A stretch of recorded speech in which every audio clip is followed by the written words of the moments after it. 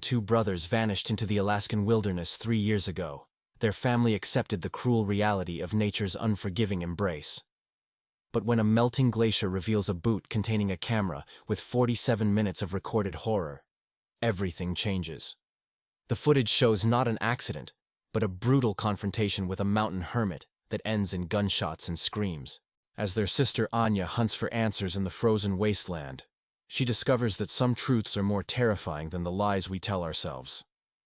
In Alaska's remote wilderness, nothing is as it seems. Before we continue with the story, tell us where you're watching from, and how old you are, and subscribe to our channel to receive new stories every day that will thrill your heart. I hope you enjoy the story. 3 years had passed since Daniel and Caleb Finch vanished into the unforgiving Alaskan wilderness. Yet time had done nothing to heal the wounds left behind.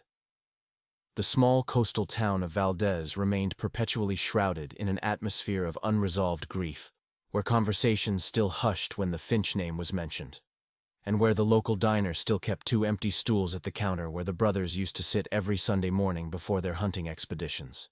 Anya Finch had become a ghost of her former self, her vibrant auburn hair now perpetually pulled back in a severe bun. Her once bright green eyes dulled by sleepless nights spent staring at maps of the wilderness where her brothers had disappeared. The search and rescue teams had combed through hundreds of square miles of treacherous terrain, their helicopters cutting through the crisp mountain air for months. But all they had found was the brothers' abandoned campsite, frozen in time like a museum exhibit of tragedy. The orange tent still stood partially collapsed under the weight of accumulated snow, their sleeping bags still zipped and waiting for bodies that would never return to warm them. The family home on Cedar Street had transformed into a shrine of memories and unanswered questions. Anya's mother had taken to her bed permanently, her spirit broken by the uncertainty, while their father threw himself into his work at the local fishing cannery with an obsessive intensity that worried everyone who knew him. The walls were covered with missing person posters, topographical maps marked with red X's indicating search areas, and photographs of Daniel and Caleb from happier times, camping trips, fishing expeditions, graduation ceremonies where they smiled with the confidence of young men who believed the world held nothing but promise. The town itself bore the scars of the tragedy. The annual Valdez Hunting Festival had been quietly canceled for 3 consecutive years. The gun shop where the brothers had purchased their final supplies displayed their framed photograph behind the counter like martyrs, and the local newspaper continued to run anniversary stories that rehashed the same sparse details, grasping at any thread that might lead to closure.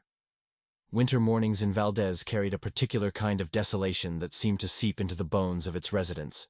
The harbor, usually bustling with fishing boats and tourists, lay dormant under a thick blanket of ice, while the surrounding mountains stood like silent sentinels guarding their secrets. Anya had developed a ritual of walking to Prince William Sound every morning at dawn, her breath forming crystalline clouds in the bitter air, hoping somehow that the vast expanse of water might whisper the truth about what had happened to her brothers.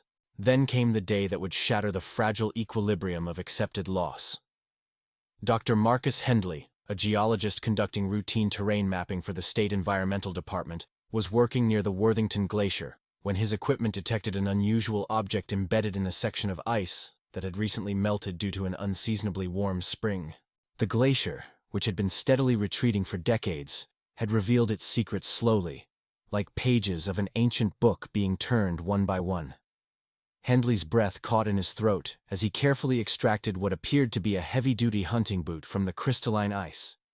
The leather was perfectly preserved, as if it had been placed there yesterday rather than 3 years ago. His hands trembled as he recognized the distinctive brand marking, a Cabela's hiking boot, size 11, with a custom modification that he remembered reading about in the missing person reports. Caleb Finch had worn orthotic inserts due to a childhood injury requiring specially modified boots. But it was what Dr. Hendley found inside the boot that would transform a cold case into an active murder investigation. Wrapped in several layers of waterproof plastic, nestled deep within the insole cavity, was a small digital camera, the kind outdoor enthusiasts used to document their adventures. The device had been sealed so perfectly that when Hendley's trembling fingers managed to power it on, the battery indicator still showed half full, and the memory card contained 47 minutes of recorded footage. The discovery sent shockwaves through the Valdez Police Department, where Chief Robert Tanner had to sit down heavily in his worn leather chair as Dr. Hendley explained what he had found. The chief's weathered face, marked by decades of dealing with the harsh realities of frontier life, went pale as he realized that the case he had reluctantly filed away as a wilderness accident was about to become something far more sinister.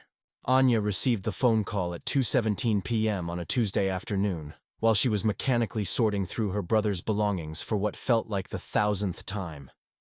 The sound of Chief Tanner's gravelly voice saying her name made her heart stop, and when he asked her to come to the station immediately, she knew with absolute certainty that her world was about to change forever. The 20-minute drive to the police station felt like hours, her hands gripping the steering wheel so tightly that her knuckles turned white, her mind racing through every possible scenario while her heart hammered against her ribcage. The small conference room at the Valdez Police Department had never felt more claustrophobic as Chief Tanner, Dr. Hendley, and Detective Sarah Morrison gathered around a laptop computer. The boot sat in an evidence bag on the table like an accusation, and the camera lay beside it, its small screen dark but pregnant with terrible possibilities. Anya's entire body was rigid with anticipation and dread as Detective Morrison's finger hovered over the play button. The silence in the room so complete that the hum of the fluorescent lights seemed deafening. Nothing could have prepared them for what they were about to witness. 47 minutes of footage that would reveal the truth behind the Finch brothers' disappearance was far more horrifying than anyone had dared to imagine.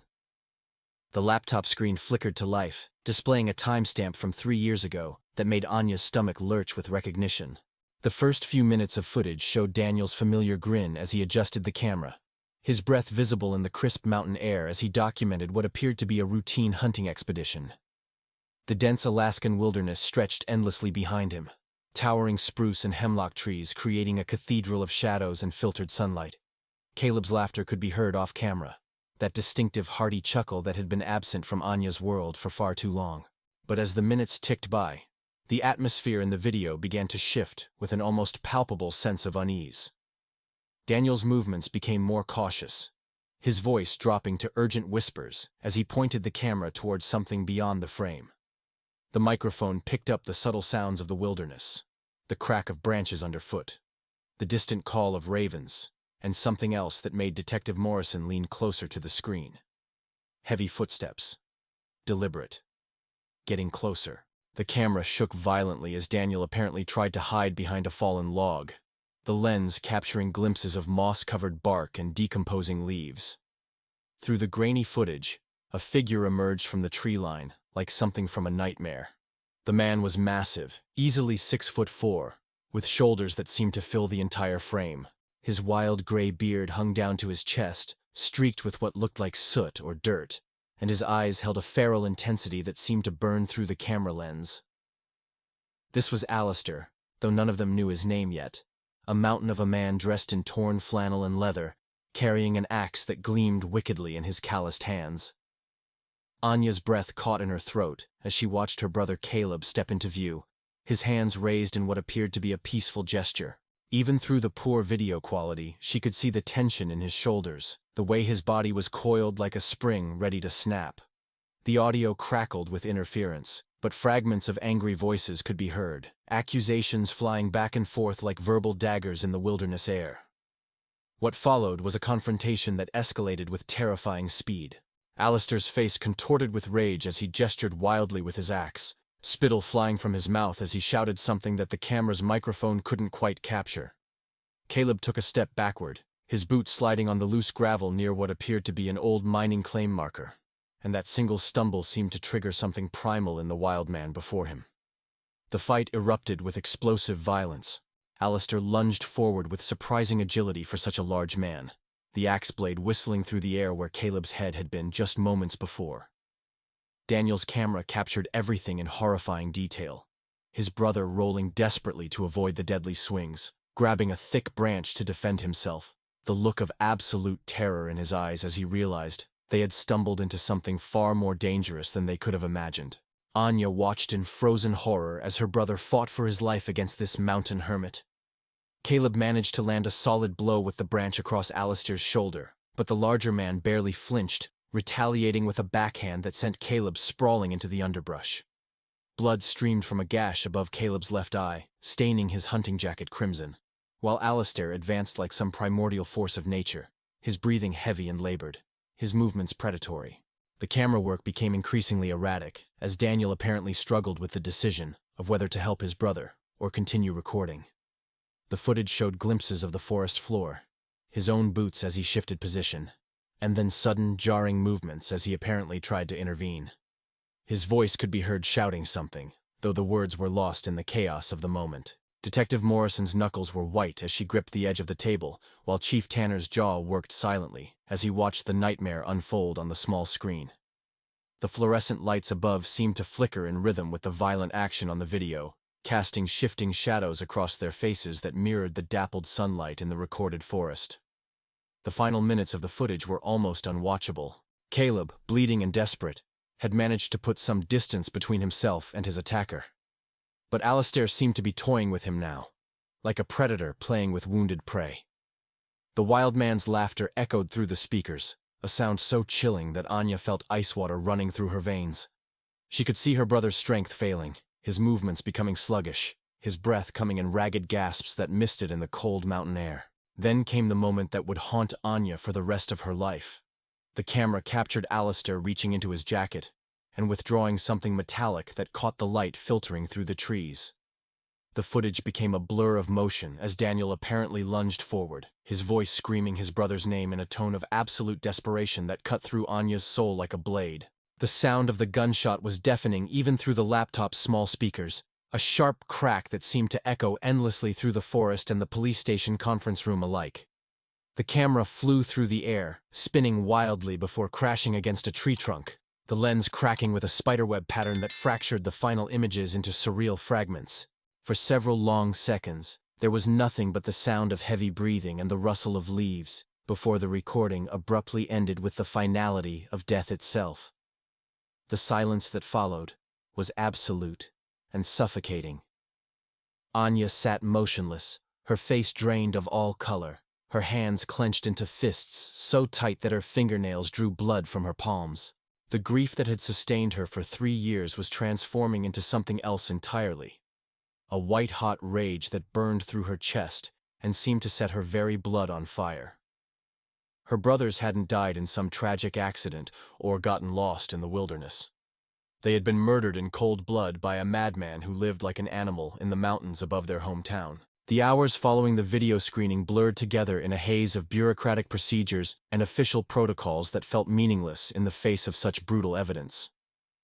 Chief Tanner spoke in measured tones about launching a formal murder investigation, about coordinating with state authorities, about the complexities of prosecuting a case that was 3 years cold. But Anya heard none of it. Her mind was already racing ahead, calculating distances, reviewing maps, planning her next move with the single-minded determination of someone who had finally found a target for their rage. That night, alone in her childhood bedroom surrounded by faded photographs and memories that now carried the weight of tragedy, Anya spread topographical maps across her desk like a general preparing for war. The lamp cast harsh shadows across the detailed terrain features as she traced potential routes with her finger, marking locations where a man like Alastair might hide, where he might have taken her brother's bodies, where justice might finally be served. Sleep was impossible. Every time she closed her eyes, she saw Caleb's terrified face and heard the echo of that final gunshot. By dawn, Anya had made her decision. The official investigation would move at the pace of bureaucracy, hampered by proper procedures and legal constraints. She would not wait. She would not sit idle while her brother's killer remained free in the wilderness that had become his sanctuary. Her hands shook slightly as she loaded supplies into her backpack: camping gear, emergency food, the GPS device that had belonged to Daniel, and her father's old hunting rifle that she hadn't touched since she was 16. Detective Jake Morrison had been assigned as the lead investigator on the newly reopened case, and when Anya approached him at the Valdez Police Department that morning, she found a man who seemed to carry the weight of the entire wilderness on his shoulders. Morrison was in his early 50s, with prematurely gray hair and deep lines around his eyes that spoke of too many years spent searching for people who were never found. He wore his skepticism like armor, a necessary protection against the false hopes and desperate theories that always surrounded cases like this. What Anya didn't know, what Chief Tanner hadn't thought to mention in the chaos of the previous day, was that Detective Morrison and Alistair McCready went back more than 2 decades. They had served together in the military, had shared foxholes and survival rations in places that didn't appear on civilian maps. Morrison had been the one to visit Alistair in the wilderness every few months, bringing supplies and checking on the mental health of a man who had chosen to live apart from society after returning from overseas with wounds that ran deeper than flesh. The revelation came during their first official meeting, when Anya spread her maps across Morrison's cluttered desk and began outlining her theories about where Alistair might be hiding. The detective's response was not what she expected. Morrison leaned back in his chair, his weathered hands folded across his chest, and regarded her with an expression of profound sadness rather than professional interest. Morrison knew Alistair as a man haunted by ghosts from foreign battlefields, someone who had retreated to the wilderness not out of malice, but out of a desperate need to find peace that civilization couldn't provide. He had seen Alistair's cabin, sparse and clean, filled with hand-carved furniture and shelves lined with philosophical texts. He had shared meals cooked over an open fire, while Alistair spoke eloquently about the healing power of solitude and his commitment to protecting the pristine wilderness from the encroachment of modern development. The man Morrison knew was a gentle giant who had dedicated his post-military life to unofficial wildlife conservation, who could identify every species of plant and animal within 100 miles, who had rescued lost hikers and treated their injuries with herbs he grew himself. This was not the savage killer depicted in the grainy video footage, and Morrison's instincts, honed by decades of police work, told him that something was terribly wrong with the narrative everyone seemed so eager to accept. Anya found herself facing not just the challenge of tracking down a killer in the vast Alaskan wilderness, but also the more frustrating obstacle of convincing the very person assigned to help her that her brother's murderer deserved to be brought to justice. Morrison's protective instincts toward his old friend created a barrier that seemed impenetrable, his every suggestion steering the investigation away from direct confrontation and toward careful, methodical procedures that would take months to complete. The tension between them was palpable during their planning sessions, held in the cramped confines of the police station's evidence room. Morrison would point out the legal complexities of pursuing a suspect based solely on 3-year-old video footage that might not hold up in court. He emphasized the need for additional evidence, for careful documentation, for following proper procedures that would ensure any arrest would lead to a conviction. Anya countered with the urgency of preventing Alistair from disappearing deeper into the wilderness, with the possibility that he had killed others, with the simple human need for justice that burned in her chest like a physical pain. Their disagreement extended beyond professional differences into something more personal and painful. Morrison saw in Anya's burning determination an echo of his own younger self, when he had believed that justice was simple and that the guilty always received appropriate punishment. He recognized the dangerous territory she was entering, where the need for revenge could easily override good judgment and lead to tragic consequences that would haunt her for the rest of her life. Meanwhile, Anya saw in Morrison's caution and skepticism a betrayal of everything her brothers had suffered. She watched him handle the evidence with clinical detachment, saw him review the video footage with professional objectivity rather than human outrage, and felt her frustration growing into something approaching hatred. How could he doubt what they had all witnessed with their own eyes? How could he prioritize procedure over justice, caution over action, when her brother's killer was free to continue his reign of terror in the mountains? The breaking point came when Morrison suggested that they should attempt to make peaceful contact with Alistair, to give him an opportunity to surrender voluntarily and tell his side of the story. The suggestion struck Anya like a physical blow. The idea that her brother's killer deserved consideration and fair treatment while Caleb and Daniel lay somewhere in unmarked graves, their bodies probably scattered by scavengers or buried under tons of snow and ice. Anya's investigation took an unexpected turn when she began methodically going through her brother's belongings with the focused intensity of someone searching for hidden truths rather than cherished memories. The cramped storage unit on the outskirts of Valdez had become a repository of their lives, filled with camping equipment, hunting gear, and personal effects that the family had been too devastated to sort through properly. Now, armed with new purpose and a growing suspicion that nothing about her brother's final expedition had been what it seemed, Anya approached each box like an archaeologist uncovering layers of deception. It was buried beneath sleeping bags and thermal underwear that she found the first piece of evidence that would shatter everything she thought she knew about Daniel and Caleb's final journey. A geological survey map, professionally printed and marked with precise coordinates, showed mineral deposits throughout the region where her brothers had disappeared. The map was covered with handwritten notes in Daniel's distinctive scrawl, calculations about ore concentrations, and sketches of terrain features that had nothing to do with hunting grounds and everything to do with mining prospects. Her hands trembled as she unfolded additional documents that had been carefully hidden in waterproof pouches. Mineral assay reports from a private laboratory in Anchorage, dated just 2 weeks before the brothers' disappearance, detailed the presence of rare earth elements in rock samples that had been submitted under false names. The reports indicated unusually high concentrations of neodymium and dysprosium, elements worth thousands of dollars per kilogram and essential for manufacturing everything from wind turbine magnets to smartphone batteries. The revelation hit Anya like a physical blow, forcing her to sit down heavily on a dusty camping chair as the implications washed over her. Her brothers hadn't been the simple hunting enthusiasts she had always believed them to be. They had been prospectors, secretly planning to exploit mineral wealth on public land, and they had lied to everyone, including their own family, about their true intentions. The hunting trip had been an elaborate cover story, designed to explain their presence in a remote area where unauthorized mining was strictly forbidden. Further investigation revealed the extent of their deception. Daniel had purchased specialized geology equipment under an assumed name, including a portable X-ray fluorescence analyzer, capable of identifying mineral compositions in the field. Bank records, which Anya accessed using her authority as executor of their estates, showed suspicious cash withdrawals and payments to geological consulting firms that specialized in rare earth element extraction. The brothers had been planning this venture for months, possibly years, accumulating both the knowledge and equipment necessary to identify and extract valuable minerals from the Alaskan wilderness. The weight of this discovery forced Anya to reevaluate everything she thought she understood about the video footage. The confrontation between her brothers and Alistair suddenly took on an entirely different character. This wasn't a random encounter between hunters and a mountain hermit. This was a territorial dispute between illegal prospectors and someone who had apparently appointed himself as guardian of the land they were trying to exploit. Anya's research into Alistair McCready's background revealed layers of complexity that Detective Morrison had only hinted at during their tense conversations.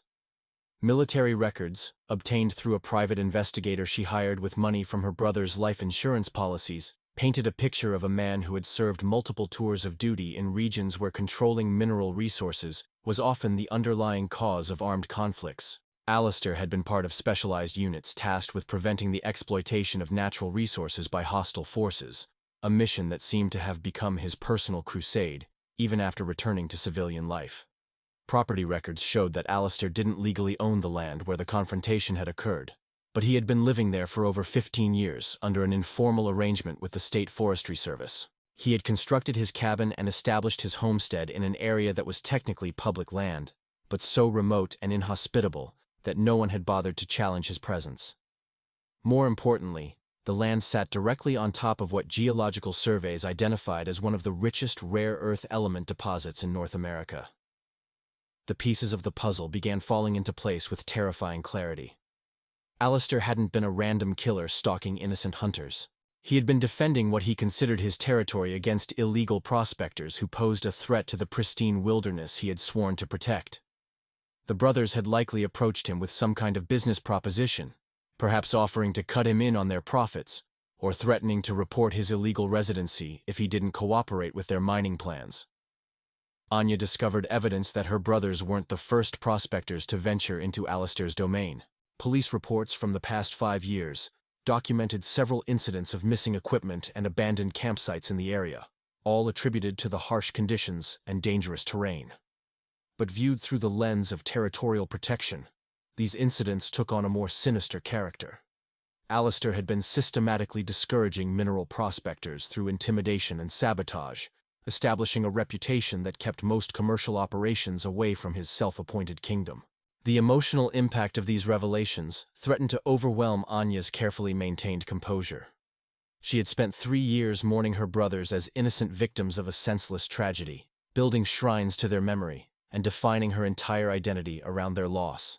Now she was forced to confront the possibility that they had been criminals, that their deaths might have been the direct result of their own illegal activities, and that the man she had been hunting as a monster might have been acting in defense of principles she herself had once shared.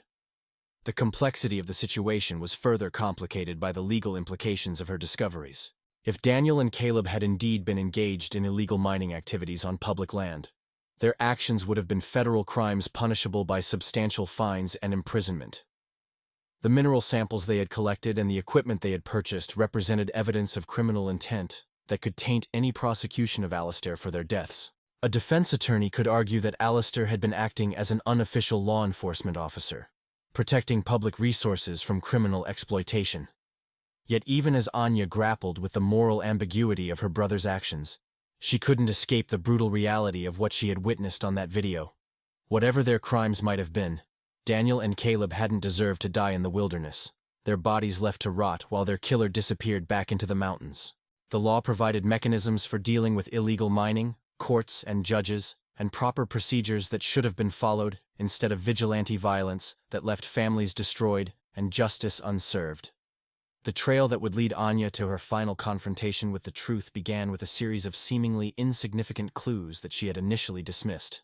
A torn piece of fabric caught on a thorn bush near an old mining claim, boot prints preserved in dried mud beside a creek that ran red with mineral deposits, and most importantly, the faint but unmistakable smell of wood smoke that drifted through the forest on windless mornings. These fragments of evidence formed a breadcrumb trail that pointed deeper into the wilderness than any of the official search teams had ventured 3 years earlier. Detective Morrison had finally agreed to accompany her on this expedition, though his reluctance was evident in every step he took along the treacherous mountain paths. His military training with Alastair had taught him to read the subtle signs of human presence in the wilderness, and he recognized the defensive patterns that his old friend had established throughout his territory. Broken branches arranged in seemingly natural configurations, rock cairns that appeared to mark hiking trails, but actually served as warning signals, and the strategic placement of his cabin in a location that provided maximum visibility of approaching threats, while remaining nearly invisible from any conventional search pattern. The journey to reach Alastair's hidden sanctuary required 3 days of brutal hiking through terrain that seemed designed to defeat human intrusion. Ancient glacier-carved valleys forced them to follow winding paths that doubled back on themselves, while loose scree slopes threatened to send them tumbling hundreds of feet into rocky crevasses below. Anya's determination drove her forward, even when her muscles screamed in protest, and her lungs burned from the thin mountain air, while Morrison's experience kept them from making the kinds of mistakes that had claimed the lives of countless other wilderness travelers. On the second night, huddled around a carefully concealed campfire that Morrison had built using techniques learned in covert military operations, they began to detect signs that they were entering Alastair's domain. The forest seemed different here, more carefully managed than the chaotic growth patterns typical of untouched wilderness. Fallen trees had been strategically placed to create natural barriers. Game trails had been subtly redirected to funnel wildlife away from sensitive areas, and certain clearings showed evidence of selective harvesting that maintained the ecosystem's balance while providing resources for human survival. The cabin itself was a masterpiece of wilderness architecture, so perfectly integrated into its surroundings that Anya walked within 50 feet of it without realizing it was there. Morrison had to point out the subtle geometric lines that betrayed human construction, hidden among the natural chaos of fallen logs and dense undergrowth. The structure had been built into the side of a steep hillside, with living trees incorporated into its walls, and a roof covered with several feet of soil that supported a thriving garden of native plants. As they approached the cabin through the early morning mist, the silence was so complete that it felt oppressive, broken only by the distant sound of water flowing over stones and the whisper of wind through pine needles. Morrison's hand rested on his service weapon, but his body language suggested caution rather than aggressive intent. He had explained to Anya during their long hike that Alastair's military training would have taught him to detect approaching visitors from miles away, and that their presence was undoubtedly already known. The front door of the cabin stood slightly ajar, revealing nothing but darkness within, and this detail sent a chill through both visitors that had nothing to do with the mountain air. Morrison's experience told him that Alastair would never leave his home unsecured unless something had forced him to abandon it quickly, or unless he was deliberately inviting them inside. The wooden steps leading to the entrance were worn smooth by years of use, and the porch was swept clean of leaves and debris with an attention to detail that spoke of obsessive tidiness. Inside, the cabin revealed the complex personality of its occupant through carefully arranged possessions that told the story of a man trying to reconcile his violent past with his chosen life of peaceful isolation. Military medals were displayed alongside pressed wildflowers. Tactical equipment sat beside hand-carved wooden bowls, and shelves of philosophy books stood next to detailed journals documenting weather patterns and wildlife behavior. The air carried the mingled scents of wood smoke, medicinal herbs, and the musty odor of old books that had absorbed decades of mountain humidity. But it was what they found in the cabin's back room that shattered every assumption Anya had made about her brother's fate. Daniel Finch sat in a makeshift wheelchair constructed from salvaged materials, his legs covered by a heavy wool blanket, his face bearing the haunted expression of someone who had witnessed horrors beyond description. His hair had grown long and unkempt, streaked with premature gray that aged him far beyond his 28 years, and his eyes held the distant look of trauma survivors who had learned to disconnect from reality as a survival mechanism. The reunion between siblings was not the joyful embrace that Anya had imagined during her 3 years of searching. Daniel recoiled from her touch, as if her hands burned him, his body rigid with the hypervigilance that marked severe post-traumatic stress disorder. His voice, when he finally spoke, was barely above a whisper, rusty from disuse and fractured by emotion that he seemed incapable of fully expressing. The brother she remembered as confident and outgoing had been replaced by a broken man who jumped at sudden sounds and whose hands trembled constantly from some internal storm that never ceased. Morrison moved through the cabin with professional thoroughness, documenting evidence and searching for signs of Alistair's current whereabouts, but his attention was divided between his duty and his growing concern for what they had discovered. The presence of medical supplies, carefully maintained equipment for treating serious injuries, and detailed notes about rehabilitation techniques suggested that Alistair had spent the past 3 years not as a killer hiding from justice, but as a caregiver tending to a severely traumatized survivor. The truth emerged in fragments, pulled from Daniel's damaged memory like shards of glass from an infected wound. The confrontation captured on the video had been the culmination of weeks of escalating tension between the brothers and Alistair over their illegal mining activities. But the violence that followed had not been the cold-blooded murder that everyone had assumed. Caleb had been the aggressor, threatening Alistair with a concealed weapon when the mountain man refused to be intimidated into leaving his territory, and the gunshot that ended the recording had been fired in self-defense during a struggle for control of the gun. Daniel's survival had been a matter of pure chance, and Alistair's unwillingness to let another human being die in the wilderness, even one who had come to exploit the land he protected. The younger brother had been severely injured during the confrontation, suffering spinal damage that left him partially paralyzed, and Alistair had spent months nursing him back to functional health, while his own conscience wrestled with the implications of what had occurred. The mountain man had become both Daniel's savior and his captor, unable to let him leave and reveal the location of his sanctuary, but equally unable to abandon someone who needed constant medical care. The full weight of the truth descended upon Anya like an avalanche, crushing every assumption she had built her grief upon over the past 3 years. As Daniel's fragmented memories slowly coalesced into a coherent narrative, each revelation struck her with the force of a physical blow. The brother she had mourned as the first victim, Caleb, had been the primary architect of the violence that destroyed their expedition. The brother she had assumed was dead, Daniel, sat before her transformed into a hollow shell of his former self, his survival purchased at the cost of his sanity and mobility. The story emerged in painful fragments as Daniel's damaged psyche struggled to reconstruct events that his mind had partially buried as a protection mechanism. His hands shook violently as he described the weeks leading up to the confrontation, when Caleb's obsession with the mineral wealth hidden beneath Alistair's territory had consumed his every thought. The gentle, laughing brother Anya remembered had gradually transformed into someone driven by greed so intense that it poisoned every interaction, every decision, every relationship he touched. Caleb had not come to the wilderness alone in his criminal enterprise. A third man, introduced only as Marcus, had been his partner in the illegal prospecting operation, a ruthless individual with connections to black market mineral dealers who operated outside the oversight of legitimate mining companies. Marcus had arrived at their campsite on the second day of their expedition, bringing with him sophisticated equipment for extracting and processing rare earth elements, as well as an arsenal of weapons that should have warned Daniel that their adventure had crossed into dangerous territory. The confrontation with Alistair had not been the random encounter depicted in the partial video footage that had triggered the investigation. The mountain man had discovered their illegal mining activities, and had approached their camp peacefully, requesting that they cease their operations and leave his territory. His demeanor had been calm but firm, the measured response of someone accustomed to resolving conflicts through negotiation, rather than violence.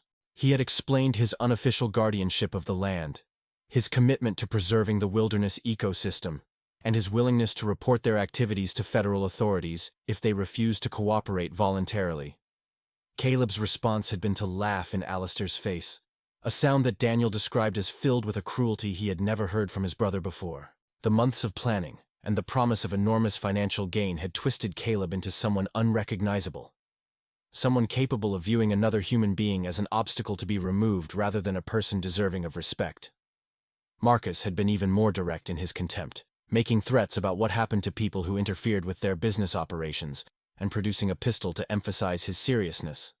The escalation that followed had been swift and brutal. Alistair had attempted to withdraw from the confrontation, recognizing that the situation had moved beyond peaceful resolution. But Caleb and Marcus had pursued him through the forest with the single-minded determination of predators stalking prey.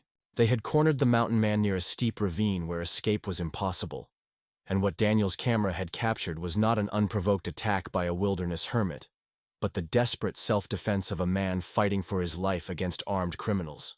Daniel's voice broke as he described watching his brother transform into someone he no longer recognized, someone capable of threatening an innocent man with death simply for refusing to abandon his home. The psychological trauma of witnessing Caleb's moral collapse had been almost as devastating as the physical injuries Daniel had sustained during the violent struggle that followed. He had tried to intervene, to talk sense into his brother, but Caleb had turned on him with the same vicious intensity he had directed toward Alistair, viewing Daniel's moral objections as betrayal of their family bond.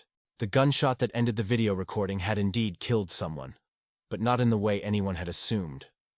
Marcus had been the one to die, struck down by his own weapon after Alistair managed to wrest it away during their struggle. Caleb had suffered severe injuries in the fight, including internal bleeding that would prove fatal within hours, despite Alistair's attempts to provide medical assistance. The mountain man had found himself responsible for 2 deaths and 1 severely injured survivor, faced with impossible choices about how to handle a situation that had spiraled completely out of his control. Alistair's decision to care for Daniel rather than report the incident to authorities had been motivated by a complex mixture of guilt, compassion, and practical considerations.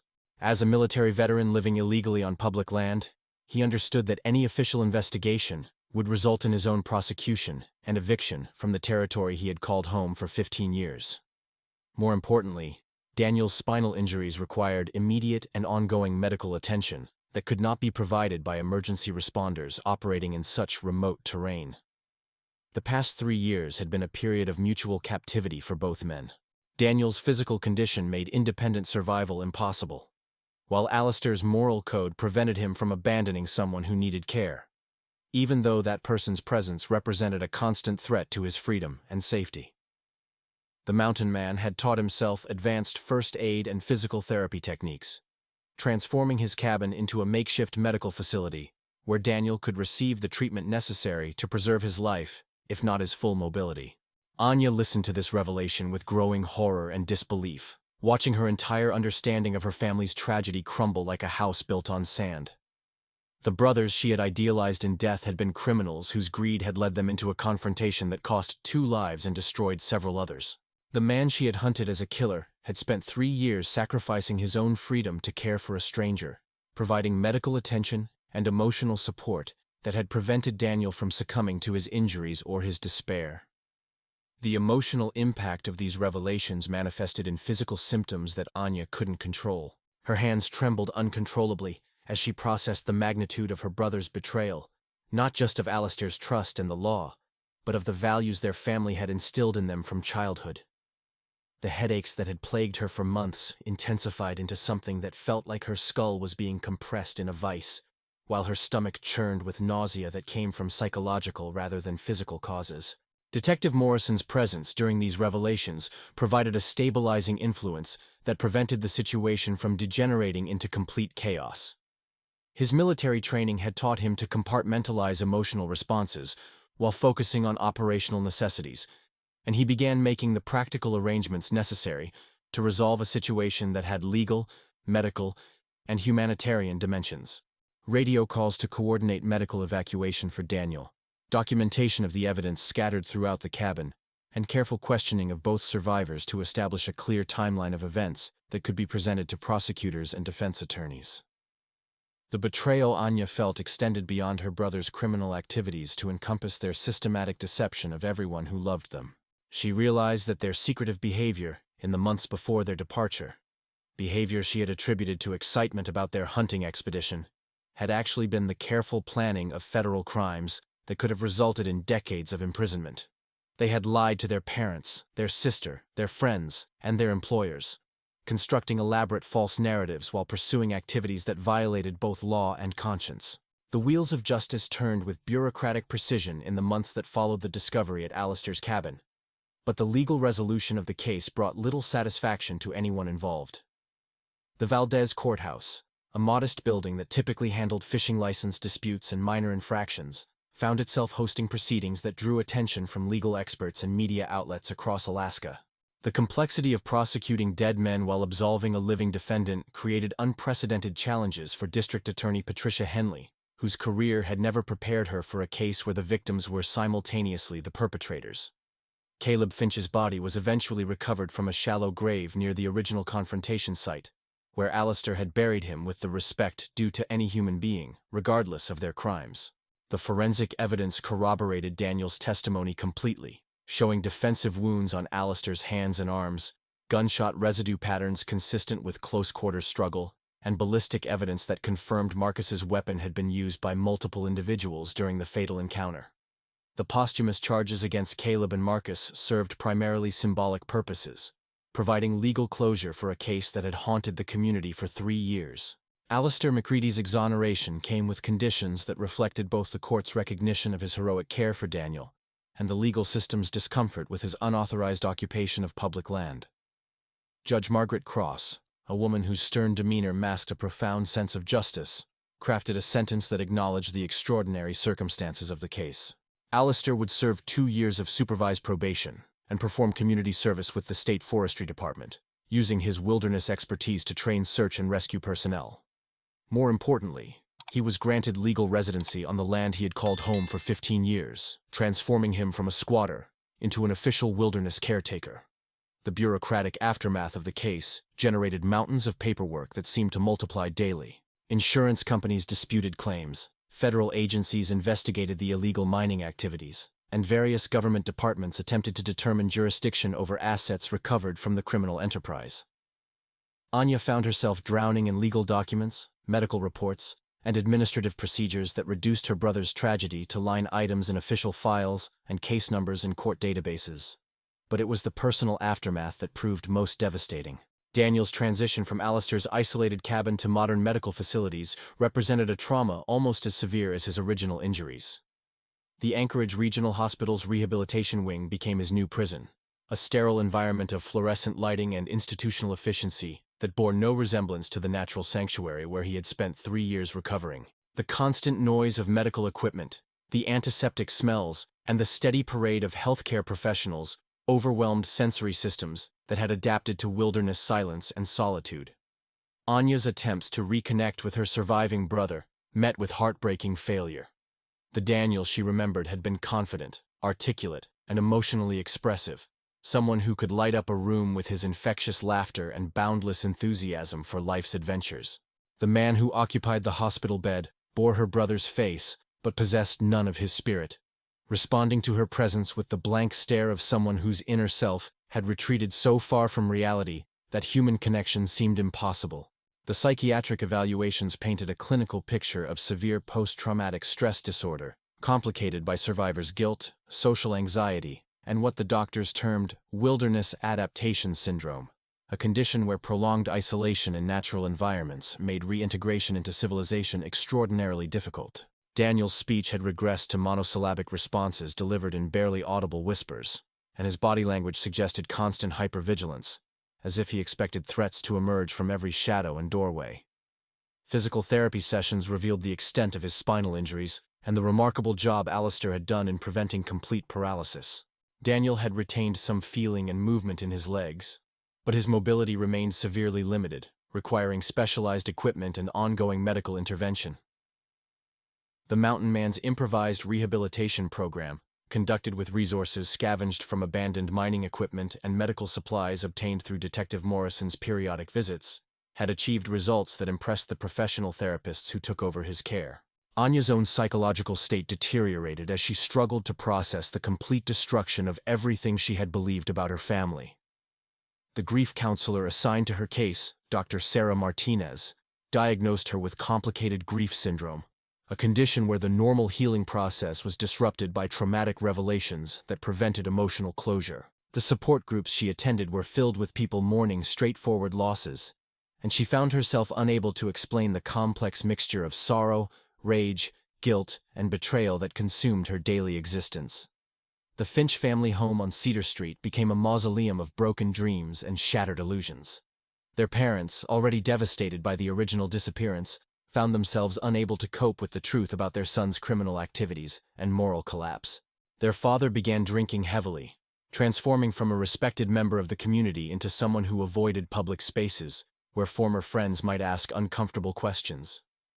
Their mother retreated further into psychological isolation, spending entire days in bed staring at photographs from happier times when her family had seemed whole and honorable. The financial implications of the brothers' illegal activities created additional burdens that threatened to destroy what remained of the family's stability. Legal fees consumed their savings. Insurance companies refused to honor policies taken out by people engaged in criminal activities, and civil lawsuits from environmental groups sought damages for the ecological harm caused by unauthorized mining operations. The family business, a small fishing charter service that depended on reputation and community trust, lost customers who could no longer separate the Finch name from criminality and deception. Daniel's long-term prognosis remained uncertain, with medical professionals offering cautious optimism tempered by realistic assessments of the challenges he faced. The neurological damage to his spine might improve with intensive therapy, but the psychological trauma would require years of specialized treatment with no guarantee of success. His ability to live independently, maintain employment, or form meaningful relationships remained questionable, particularly given his profound inability to communicate effectively with healthcare providers, family members, or fellow patients. The broader community of Valdez struggled to integrate the truth about the Finch brothers' fate into their collective understanding of the tragedy that had marked their town for 3 years. The memorial garden planted in Caleb and Daniel's honor became a source of controversy, with some residents arguing for its removal, while others maintained that the brothers deserved remembrance regardless of their crimes. The annual hunting festival was quietly reinstated, but attendance remained sparse, as if the entire community had lost its appetite for celebrating activities associated with wilderness adventure. Anya's future stretched before her like an unmarked trail leading into unknown territory. Her job as a librarian in Valdez had become untenable, with patrons treating her with a mixture of pity and suspicion that made normal interactions impossible. She had submitted applications for positions in distant cities where the Finch name carried no historical baggage. But her interviews were haunted by the knowledge that background checks would eventually reveal the circumstances that drove her to seek employment elsewhere. The relationship between Anya and Detective Morrison evolved into an unlikely friendship built on shared experience of the case's aftermath. Morrison's own career had been affected by his association with Alistair, and his initial resistance to pursuing the investigation aggressively, leading to professional consequences that would shadow his remaining years in law enforcement. Their occasional conversations, usually conducted over coffee in the hospital cafeteria while visiting Daniel, provided mutual support for two people trying to make sense of events that defied easy explanation or comfortable resolution. We want to hear your opinion about this thrilling story. What do you think will happen with them? Tell us your name, where you are watching from. Don't forget to like and subscribe to the channel so you don't miss the new stories coming up. See you next time.